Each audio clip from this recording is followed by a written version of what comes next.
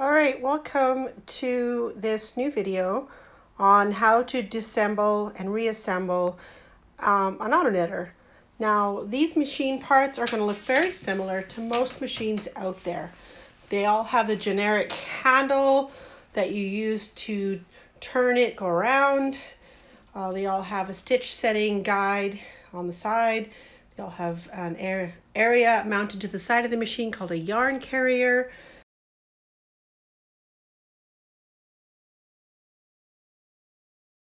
A pole that sits on the back and something that sits on top, and the way the yarn feeds into the machine.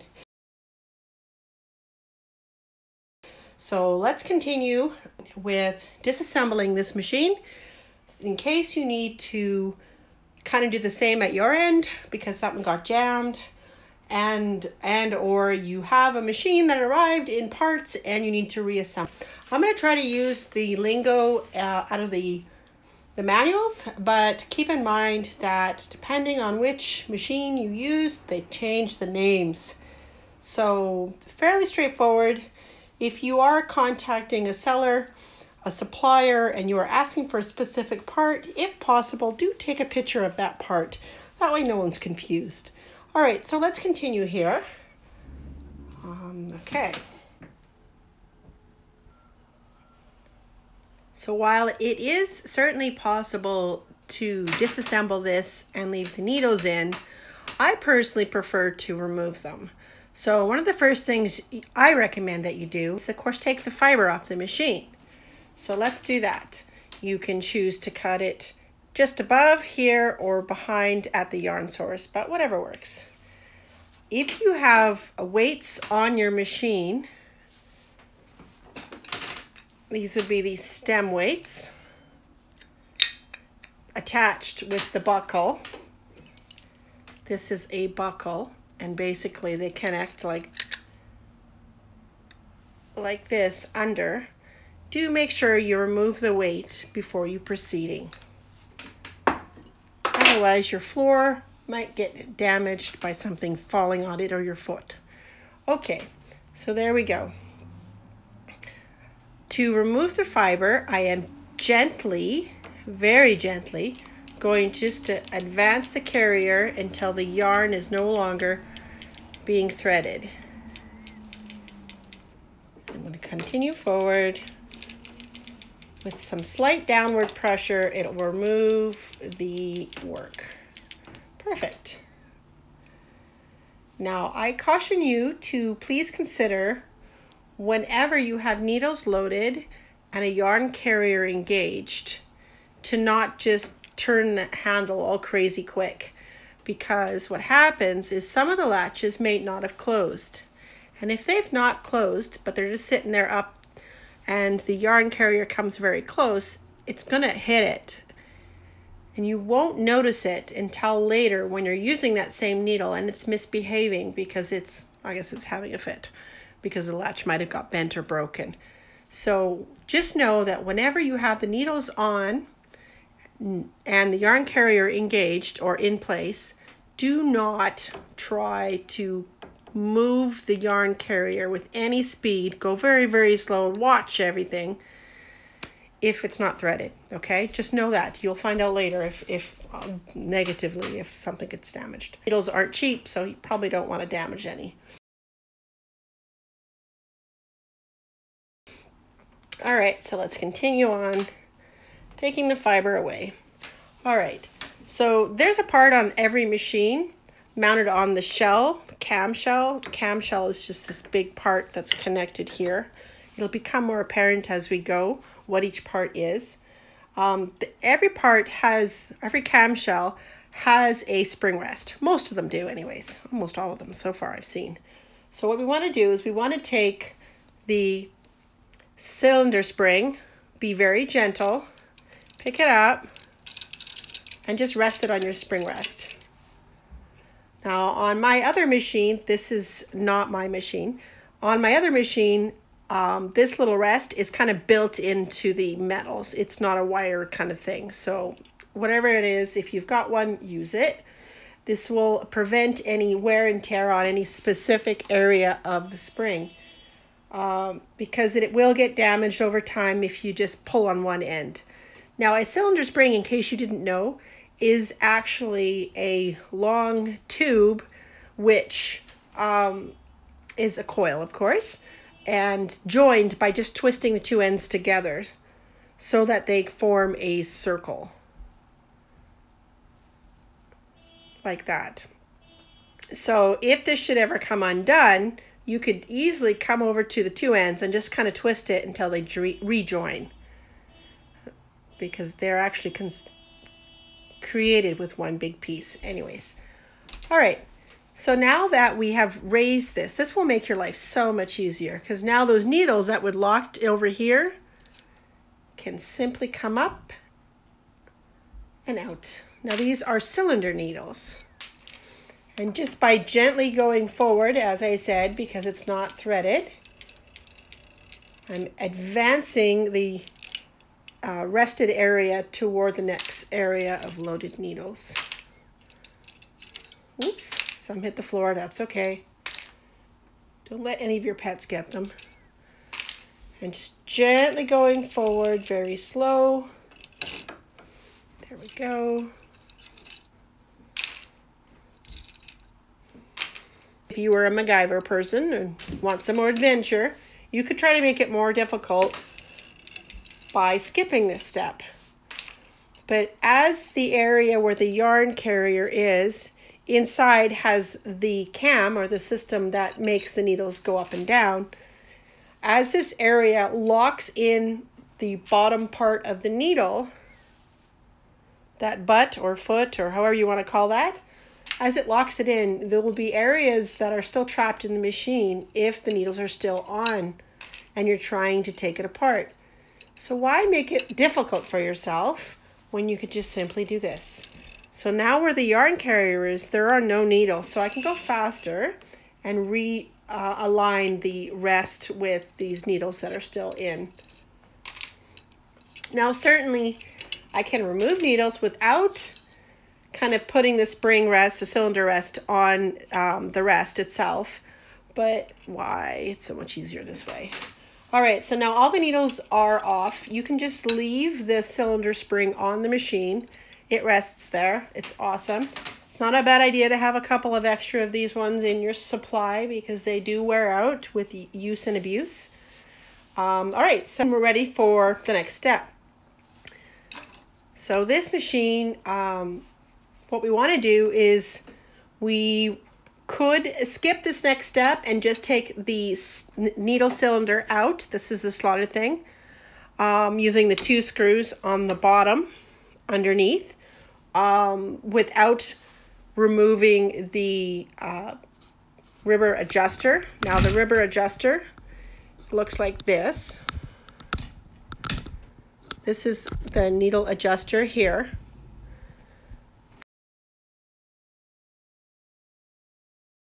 Every machine out there has some version of ribber interaction. Now, this won't make any sense to you right now, but this component adjusted on the bottom here is something that helps when you use the ribber.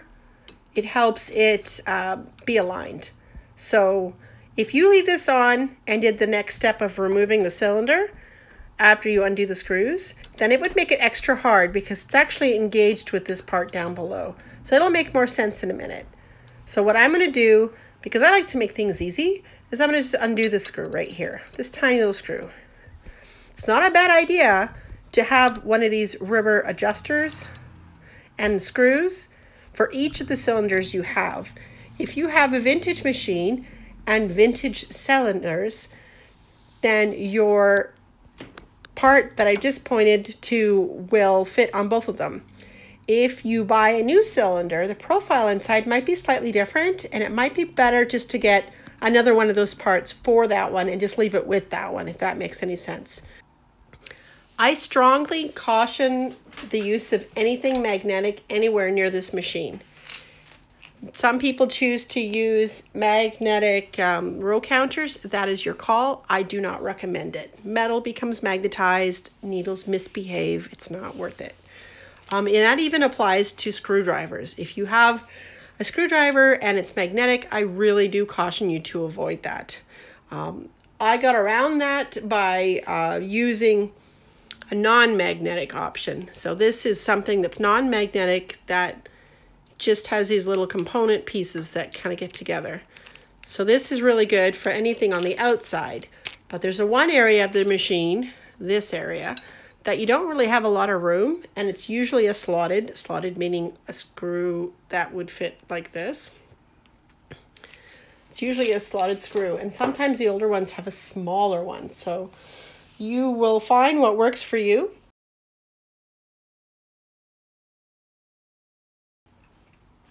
I found that the Dremel or rotary tool, unrelated to CSMs, has a wrench that actually works perfect for the CSMs.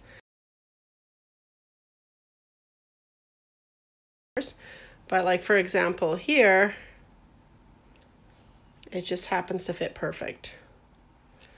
And then of course the slotted end of it, which is quite useful, easily fits down inside. So to try to make this so you can see it, just put the slotted end of the screw together and just undo it. And as I've said, it's not a bad idea to have extra screws because this little part, whoops, is easy to get lost. So this part is just this tiny little screw. Okay, and it's the only screw on the machine like this in this size. So don't lose it. Let's put that aside. Perfect. All right, so now we want to take the needle cylinder out. In order to do that, there is a screw on this side and a screw on that side on the bottom going up.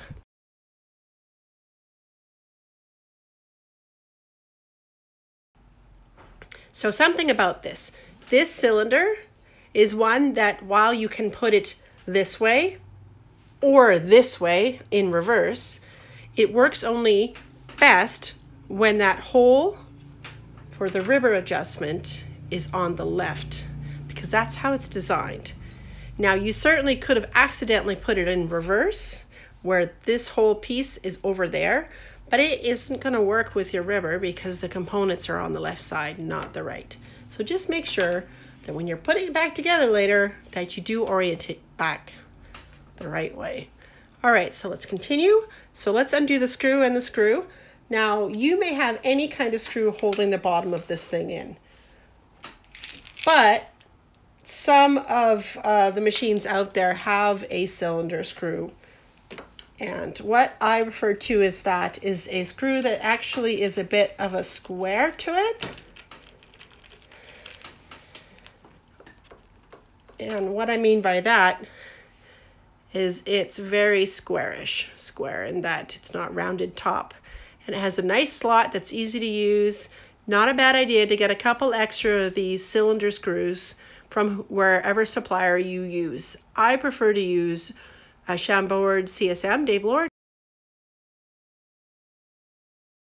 He has lots of these awesome parts, very inexpensive, and keep them on hand because when you take them apart excessively for whatever reason and eventually down the road they'll wear out. Extra ones are awesome.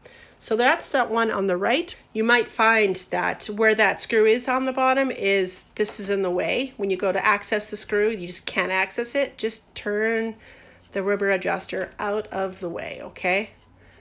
There we go. Screw.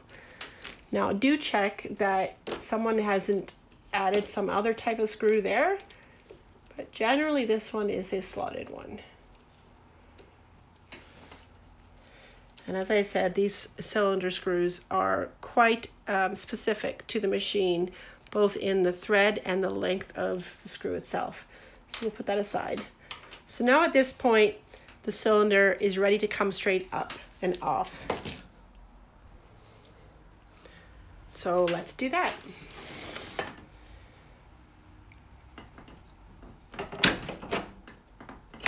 There we go.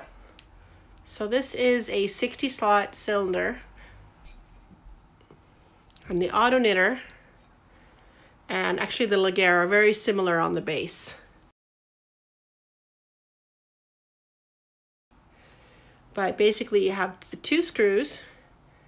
Some suppliers have made 4 screws, but you really only have 2 in this machine to put it together. And that's pretty much it. So you might notice on the bottom there's some writing. It's kind of hard to read, but it basically says 12G, 12 gauge.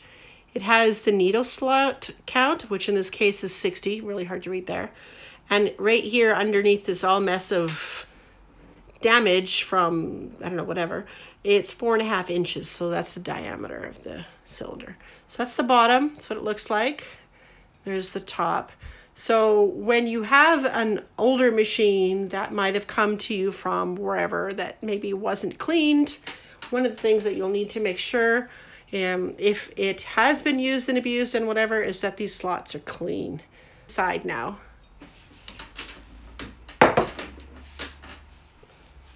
It's good to have a rag handy for any of the oily stuff that you're touching. All right, so this is what it looks like inside. There we go. You have your yarn carrier here and your stitch tension guide there. Now, because I have no needles to interact with, I can freely and easily, without any damage, turn the crank wheel. And that's what this down here is. I'll give you a shot of that in a moment.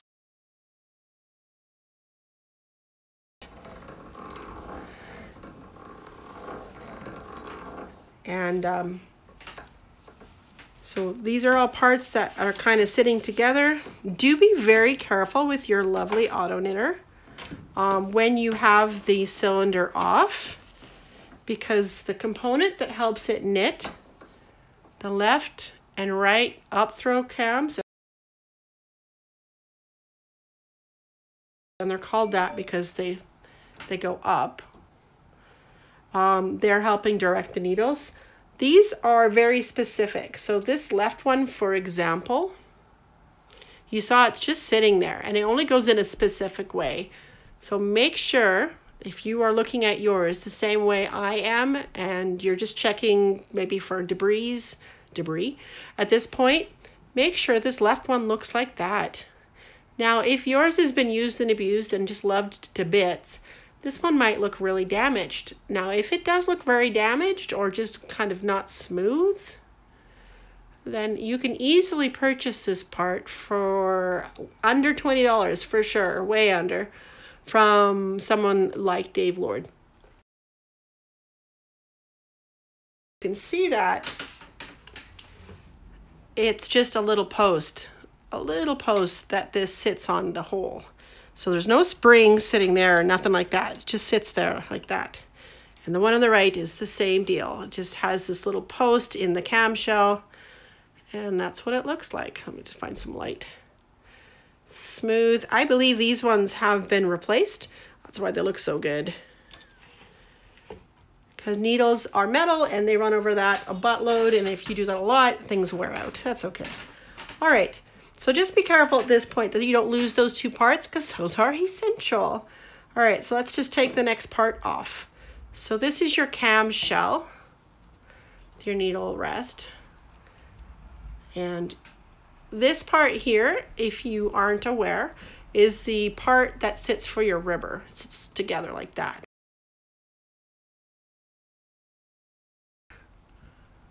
We just turn that around. Be careful not to lose those parts. We turn it over, and so you're seeing this post here and this bit here, and those are those pegs on the inside that are holding the up and the left and right uplift cams. Now, some machines, some of these auto knitters, the spring in here that's doing the tension can be broken, can be worn out. Sometimes it just needs to be replaced. I'm not saying that everything does, but that's one of the other moving parts with this type of machine that sometimes need to be replaced. Do be careful when you're kind of turning this tighter or looser to change your stitch, that you don't take it all the way off in case it matters exactly how it goes in, or you just be extra careful not to take this component apart. All right, so that is that. So now if you've had enough oil on the machine, you'll want to make sure that you don't get it everywhere. So just kind of use your rag that you have there and just clean up anything. I've had people ask me how much oil is enough oil when it comes to oiling the machine, and do you oil as you assemble it or do you oil it after the fact?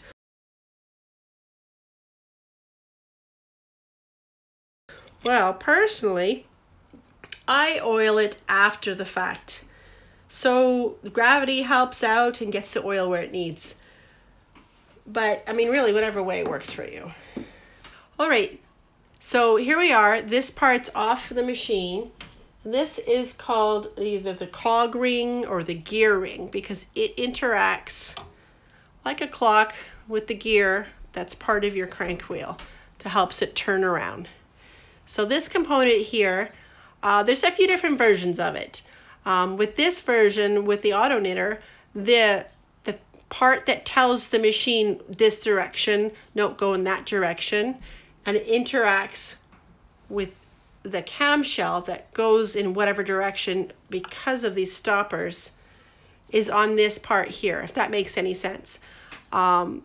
This part is one unit, and that's the design this one has. But I've seen other machines where the stoppers themselves are mounted on the camshell, that first part here, and so there is no stoppers on this cog wheel. So just knowing how your machine goes together, that helps a lot. It'll make more sense as we go, okay? But anyway, so this is the Auto Knitter. That's with the yarn carrier installed. Now this is the old-fashioned antique yarn carrier. It's awesome because it goes up and down for adjustability with the screw here. Make sure it's firm. And it also goes in and out with adjustability, which is also very cool. But you know, modern times, a lot of us have come to realize it's really cool if you can remove the yarn from the carrier like this or the top bit without cutting the yarn. And so we call that slotting. Now it's not necessarily an essential thing, but it is quite nice to be able to switch the yarn off without actually have to rethread all the tiny holes.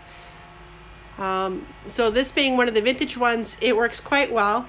If one wanted, one could modify it so that you can just slot it without having to thread it.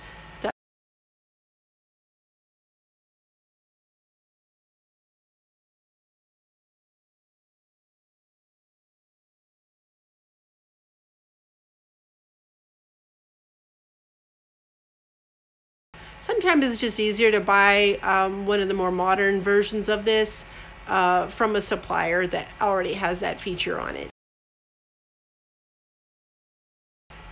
But otherwise, it is certainly a usable part the way it is. It's just one of those things. Do you want Velcro shoe fastenings that make the foot go in your shoe easier, or do you want laces? One of those things. All right, so let's put that part down that has the yarn carrier on it. Now we're looking at the bed plate. Now that's pretty straightforward. It's called bed plate because it's the bed of the machine or the foundation. And then you can easier see the mounts that the cylinder was attached to with the two screws that I undid.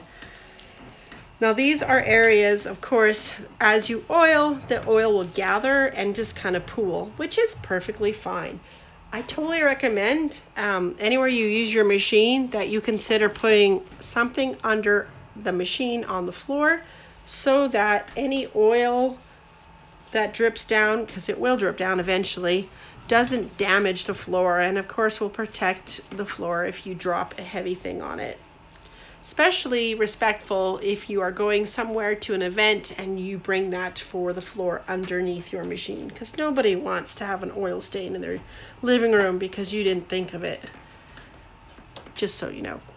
All right, so let's look at this. So this is a very straightforward part and a very standard part. Actually, I think every machine is pretty much based like this, the base plate. So as you can see, this actually says Auto Knitter made in Canada, but Auto Knitter actually has a few different versions of it out there.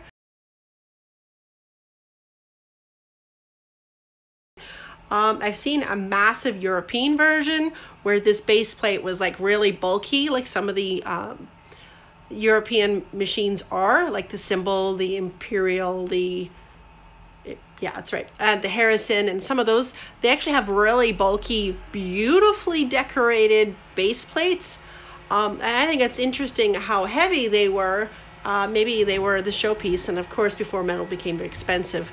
But so this version of a CSM is one where very minimal base plate, so it's fairly light in comparison to its European brothers, but it's all pretty much the same. Now if you are looking at this and you're like, okay, well, the bed plate, now what comes apart? Well, you want to leave this part on. This is the adjuster. I believe, I wouldn't want to force it, but I believe this part does come off, but it might be attached. It might be like a nut, because underneath here is the channel that connects to that rubber accessory. So it's fine the way it is. When we're oiling and we're making sure things are lubricated and happy, do make sure you do put some oil on this, maybe with a cloth, and just kind of screw it all the way one way, screw it all the way back, making sure those threads are staying happy. Depending on your environment, if you are by the ocean, salty, kind of moist air, you might find your machine wants to rust. So you want to make sure it's lubricated so it's not going to be angry. So this is your crank wheels, and it's simply attached with this little screw here. Now, I find most of the screws that I've seen on this to be a slotted screw, kind of like the ones that were underneath holding the cylinder. But it would differ, of course, if somebody's added a non-stock item. This is very easy. You just unscrew it and it comes right off. If you are using it and you're cranking away in a normal setup and it's like creak, creak, creak, just put some oil on the inside here or here. Now, this is a vintage handle. And what you may not know until you look closer is that it's actually attached permanently. There's a metal kind of ball peen pivot rivet kind of stuck there and one there. So if you were thinking, hey, tomorrow I want to put a new handle on it, you can, but don't be doing anything drastic until you have a solution, because inside of this is a metal post and it's kind of ball peened closed here. So if you want to upgrade the handle, you can. I recommend contacting machinists who can offer you that kind of solution there. I was inspired by a new handle, so I contacted a supplier, and after communicating what we wanted, what we could get, etc., we ended up sending the crank wheel portion, this whole thing here, to them, and they awesomely cut off the little metal bit you can't fully see here, and they threaded, because they're machinists and they're awesome, they threaded a hole down the middle slightly, and they made a more robust connection for the handle they actually sell, part of their machine, that I then colored myself or painted myself, and then put the nut on that. The way that works now, it's totally awesome. It's in the other room, you're not looking at it, so that's just by example. But you don't have to upgrade the handle, but it's kind of nicer actually to have a longer handle, then you can kind of turn the handle at any point.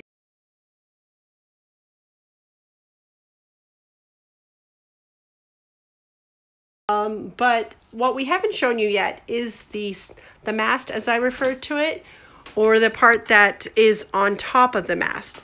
Now, I referred to this as a yarn topper, but I've seen it referred to as yarn stand top, which kind of makes sense, but whatever. Regardless, they all function basically the same way, as they take the yarn from your source over here and up to the hole that is here, and then come down the middle through tunnel, through the break, and then through the middle part down to the machine. So that's all pretty straightforward. So if we wanted to take this off, most of them don't have a securing screw here. They're just sitting in a hole in the base, and you just pull it up. But there's a screw here just to help hold it in. I feel this was an afterthought. Someone had drilled a hole and put a screw in. I know I had to do that with my machine. It didn't have this, and it just meant that it easily would pull up and actually fall over, and I didn't want that. So it's very easy. Just in this scenario with this here, just open the screw. If you are taking it out, and just pull it up, and reverse if you're putting it back in. And then coming up at the top here, the same idea is where there is a screw that you just tighten or loosen and just put it on. It's pretty straightforward.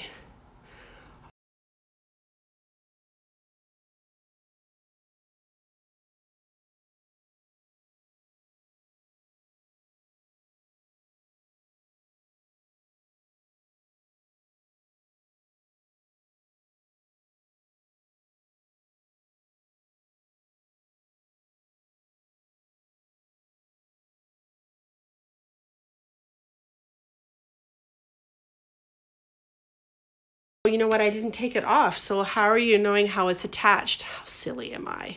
So let's just take it apart then, shall we? There we are. So it wasn't actually screwed in too tightly. The yarn mass I've just put on the counter. All right, so how the heck is it attached to the table? The question is, because where the heck am I going with this? So this is a much older Auto Knitter. And how I can tell, because these don't have dates posted on them, is it has these wonderful turn screws, as I call them. And very unique and antique looking. But basically there's two, and you just tighten them into, like, you place the nice and firm. So the table is going to go right into here. And I find this clearance, so you need a table thing. So it's kind of 1.25 inches. So if you have a table that's 2 inches thick, then this is not going to fit on it. I'm going to caution you against just attaching this to any table, because I don't know if you can see it, but it has these spikes and they kind of dig into your table. So while you certainly can attach it to any stable surface, you maybe don't want to. Or if you do, protect your table with a piece of metal, a penny, a quarter, any of those things, so that when it closes against the wood, it's closing against the metal underneath. That makes any sense. But do make sure they're firmly closed, because you don't want to damage anything or have anything slip. So basically you have your bed plate, which is what this part is. This is a bed plate, just this part here. And you want to clamp it on something, because that's before you do anything, because we want things to be stable. So firmly place it against the surface. Engage those 2 screws underneath by hand. And if you are using a table you totally love and don't want to damage anything underneath, like I said, do put a metal bit of something, quarter, dime, whatever, between the bottom part of it and the table. So it's firmly being tightened. And just make sure it's attached. I'm pulling on it, nothing's moving off the table. So with the crank wheel, that's very straightforward too.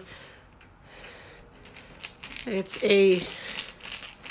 Be gentle, try not to draw, don't try to draw your screwdriver, okay? But it's very straightforward. It's a fairly short screw that holds that on, and just gently come off. Now you can see that there. So this is what a crank wheel looks like. When you are looking at your parts, just give it a gander and make sure nothing is damaged. You could feel it if it's sharp. Look at it, you know, just make sure nothing is anywhere that shouldn't be. So very straightforward, and that's all there is there. So let's put it back together. Being that point is metal on metal, it's not a bad idea to put a little bit of oil in there too. Even a little bit of oil on a screw like this that holds it on to prevent any rust or seizure that you won't be able to undo it. That's not a fun idea. All right, so nice firm finger tightness, and then just snug it up with the slotted screwdriver. There we go, good. There we are. All right, so the next step is, and we're looking at this, is like, well, what part goes where? Well, we could just easily put this guy back together. This is the yarn mast, I call it, and the yarn stand top or yarn topper.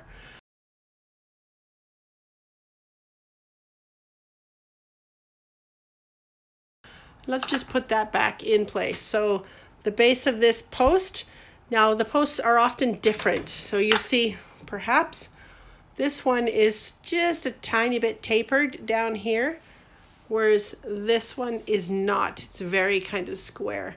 Basically, put the post in the hole that's sitting here, and if it doesn't fit, turn it around, because one is the taper end and one is not. And you'll know, because one will easily sit in just like that. So there we are. Now I like to secure that screw at the base of the yarn mask so that it doesn't run away if I get over exuberant. Where are you? Come on, little screw. I don't know why I use the big one. I don't need the big one. Alrighty. There we go. Good. All right. So that's your bed plate, and that is your lovely crank wheel.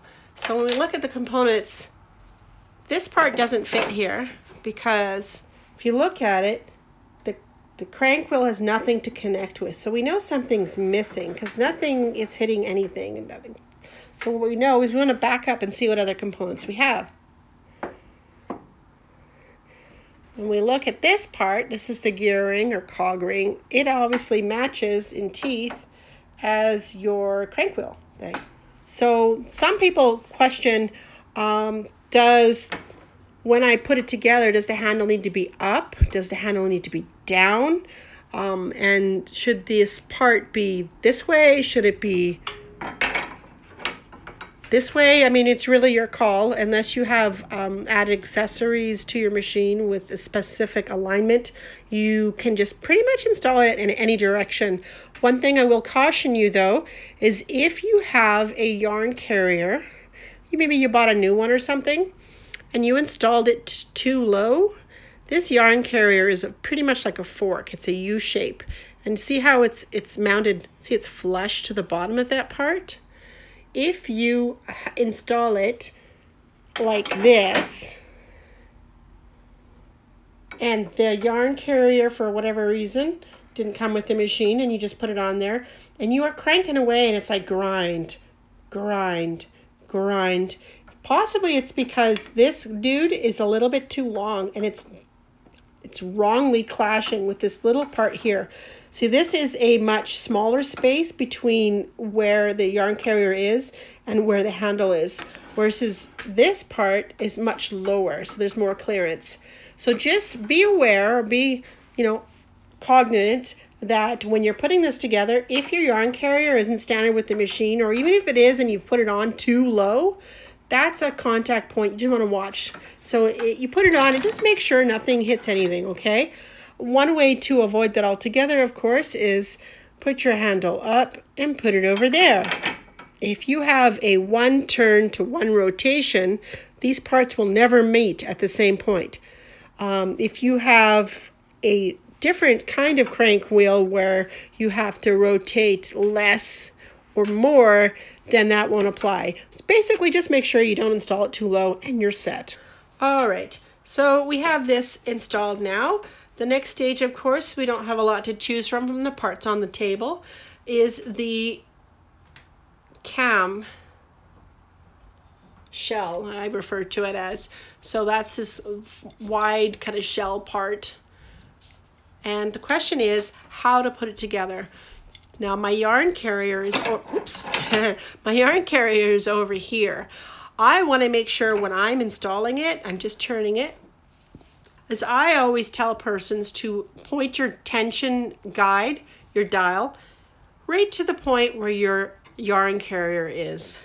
And the reason why is because on the yarn carrier and with the cog ring, there's these stoppers.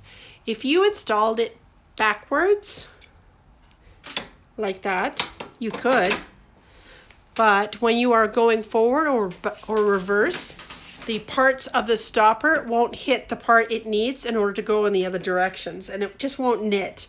The wave created by the needles to make a stitch won't be in the right area and things will just go wrong. So whenever assembling this dude, just make sure the stitch tension and the yarn carrier are lined up, because almost always, if not always, the alignment is involved with where these parts connect, okay? So it's just sitting there, perfect. Make sure those uplift cams are still in place. Those are the little teardrop parts on the left and right, that they're not upside down, they're not in or dropped on the floor like that. There we go, let's rescue that one. See, it can happen to anybody. Alrighty. Put that little guy back in. Be very gentle, don't try to bend anything, and I know we don't purposely try to bend it, but there you are. All right, so we have the shell on, and now what's left to do is just simply put the cylinder back together. So the cylinder we were using was a 60. Now some people ask, well, what was the standard? What came with what machine way back when? Actually, there was no real standard as far as I'm aware. There were all kinds of cylinders created. and that cylinder's number of slots.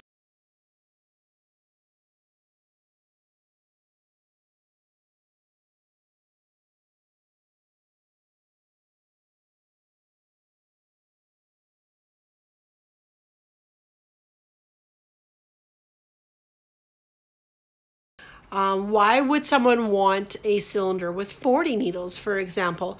Well, you could simply use a regular cylinder like a 72 and not use all the needles and make a smaller sock with your heel spring on for tension.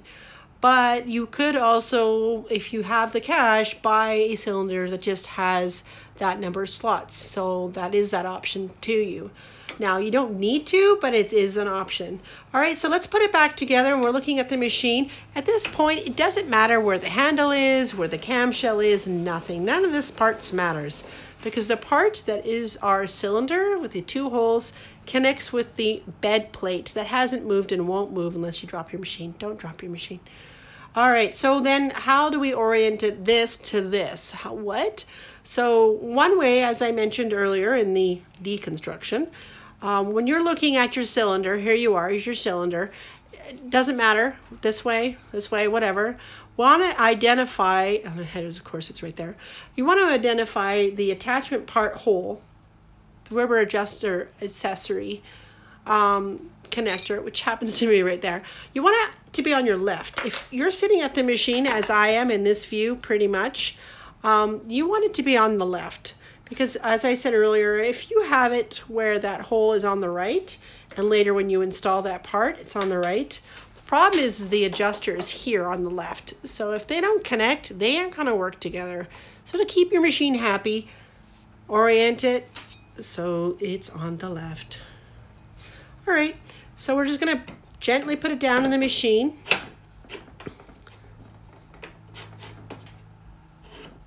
There we go.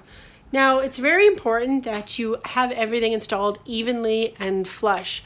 Don't put one, if there's two screws, don't put one screw in really tight and then put the other one in, because like mounting a wheel, you might over torque it and it might just not be flat in how it's mounted.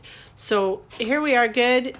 The hole is lined up with the bed plate hole access, and I have a cylinder screw here and a cylinder screw there. Good. So what I recommend, just want to make sure it's flush, is I'm lining up that cylinder screw. I'm trying to remember what direction. Lefty loosey. Sometimes you need to kind of wiggle it a bit to get it. There we are. And I'm just going to gently attach it without finger tightening it too much.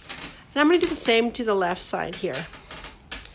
Make sure that the rubber accessory dial adjuster is out there, all the way out, so that it's not covering the hole on this side here. All right. Gotta be some kind of skill if I can do this without looking. We'll see. Or luck. Maybe luck. There we go. So both screws are in. They're not fully tightened yet. And I'm just going to use my slotted screwdriver to tighten it further. When you're not watching, it makes it harder. There we go. And do make sure that there's no debris in the connections, because things may not go together well. Any part, metal on metal, should be oiled. All right, come on, left slotted screw. You can do it. Oops. There we go. And just tighten it so you can't tighten it anymore, but gently. It is, as I said earlier, not a bad idea to have extra screws and bolts and nuts, all those things, because those things, you know, you drop them, you lose them. Now what are you going to do? All right, so when you're looking at it and you have both screws engaged firmly and they aren't loose, you want to make sure nothing is loose. So if you kind of just pull on it, nothing should go click, click. It's nice and firmly installed, okay? The other thing too is, as you use the machine after you've recently assembled it, have a look at it and see if anything's sitting uneven.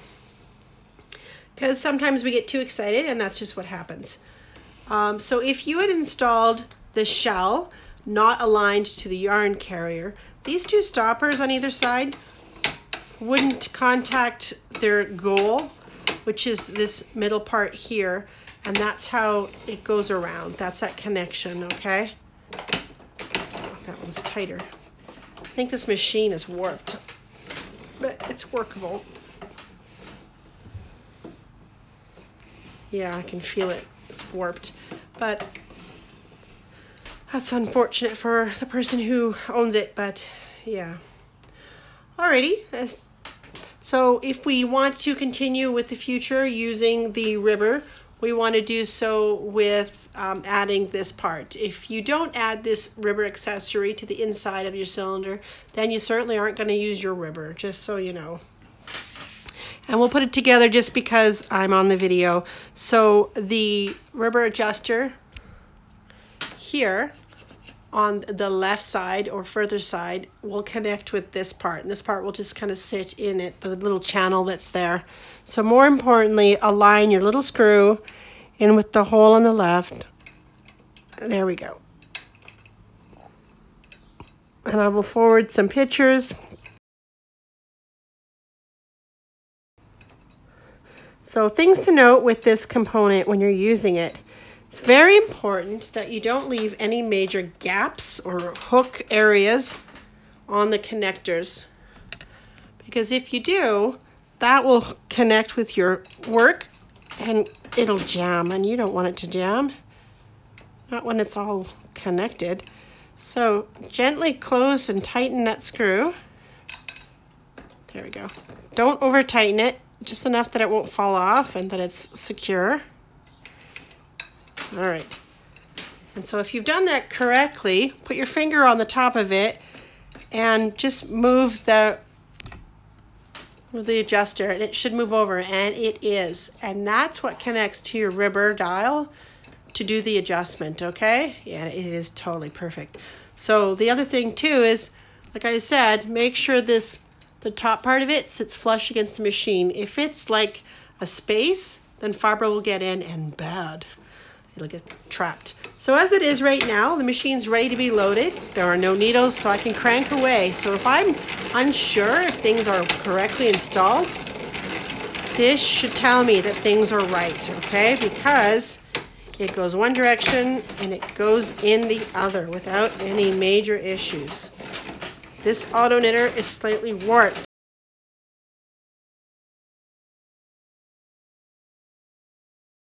because perhaps it wasn't made with the best metal, but definitely, yeah, it's out of round. It may be the cylinder, it may be the machine. Okay, so what we do now is let's continue putting the parts together, so at least you can be more aware of them or familiar with them. All right, so we did talk about the ribber itself. This is this part here. Now, what is this? This is the ribber arm. This is the drive pin. Looks like an Allen key or Allen wrench. And it just kind of goes in this hole right here. And it's designed to connect with this hole here. And what that does is, being a drive pin, it drives this component here. So to make more sense with it, let's start with basics. So this is a ribber dial. See it there? This is what an auto knitter ribber dial looks like underneath. It has its fin, and that fin connects with this part here. So when it's set up into the ribber arm, that part will hit against the accessory there, and it'll help with alignment. When it's done correctly, it won't wiggle, won't turn, won't lose the stitch mark, won't get warped with knitting, because this part connects to that part there and becomes stable. Okay? Do not worry unnecessarily if you see a bunch of damage or wear on top, unless it's going to stop it from working correctly.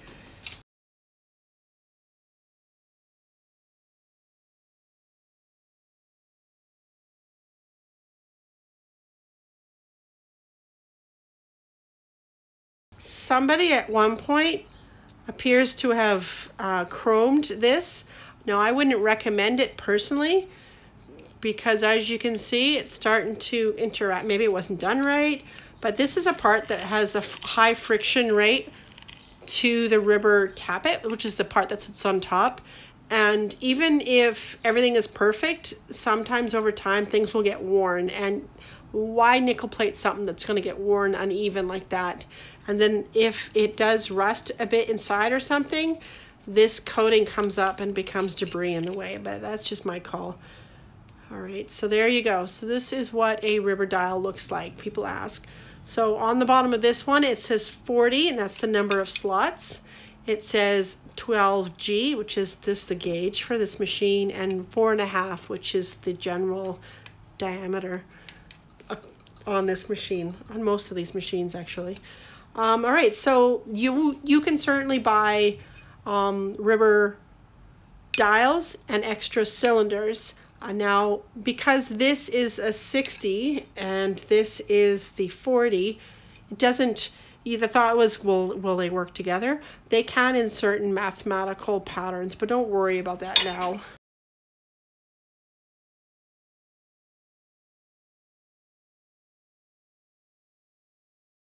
Technically don't need to have exactly the same amount of ribbers as exactly the same number of cylinders you have.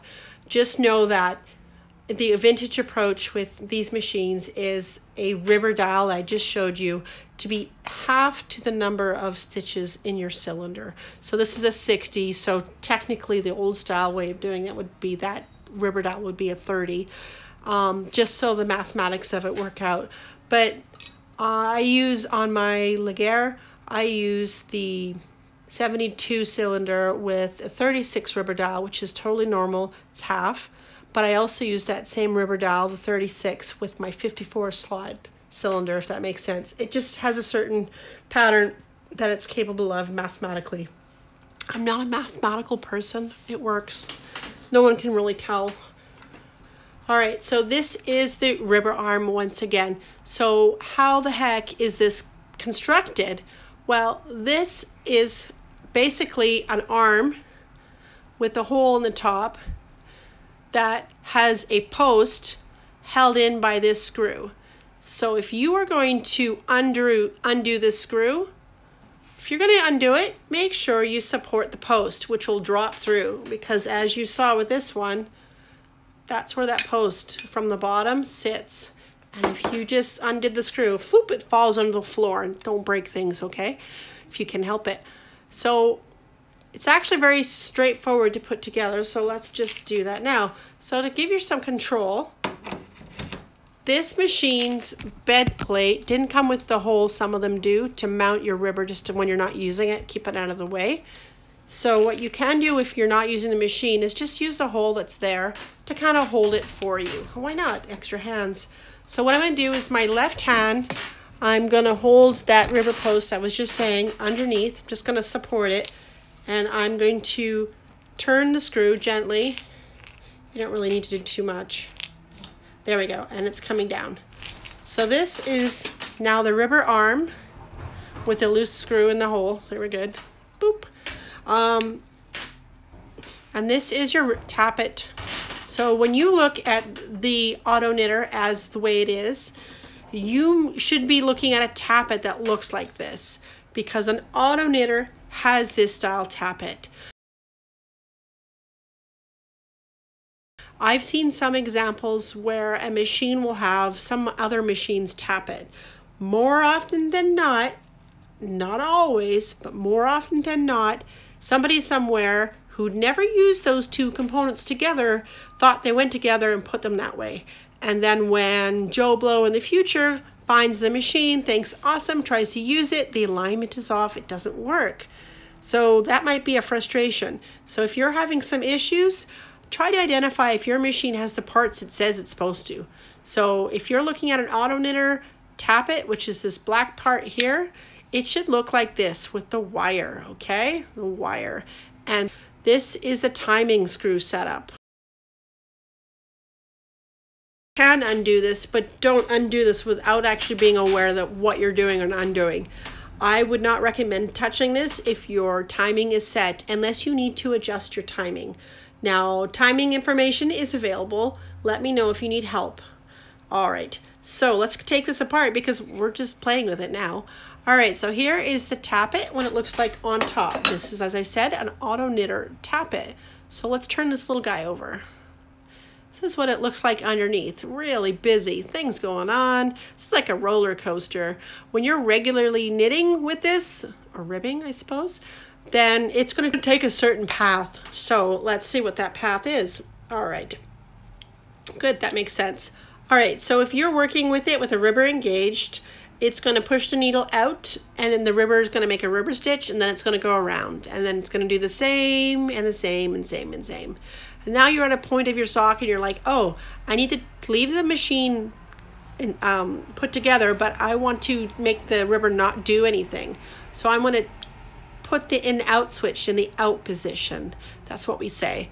So what we've done here is on this, it's labeled. It says out and it says in under here.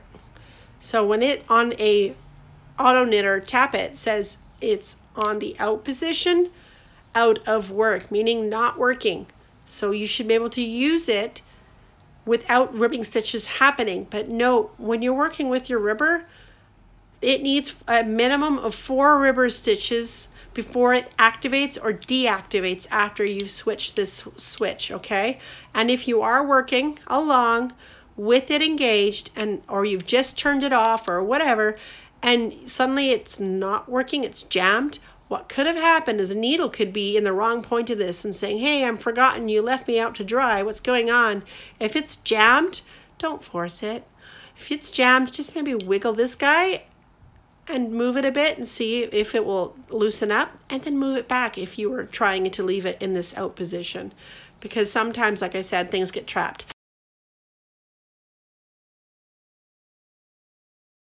So when it's in the out position, not to rib, but still be on the machine, the needles will come along on the inside, and then that just means they won't extend and they won't work. Pretty straightforward. So this is what this tappet looks like. Very cool. Now, not all tappets are the same. There were some versions of different ones out there. On my machine, when I compared it to the same part, to the same part, to the same part, on mine, this height of this ledge here was much wider, deeper down further. And I was finding when I was trying to work with it, my needles were jamming it there. And I kept looking at it, and then I came to realize my machine was barely used. It sounded horrible, new metal on new metal, not awesome. But when we looked at the tappet, for me, it's solid metal here, not a hollow. It was really worn out. And so what we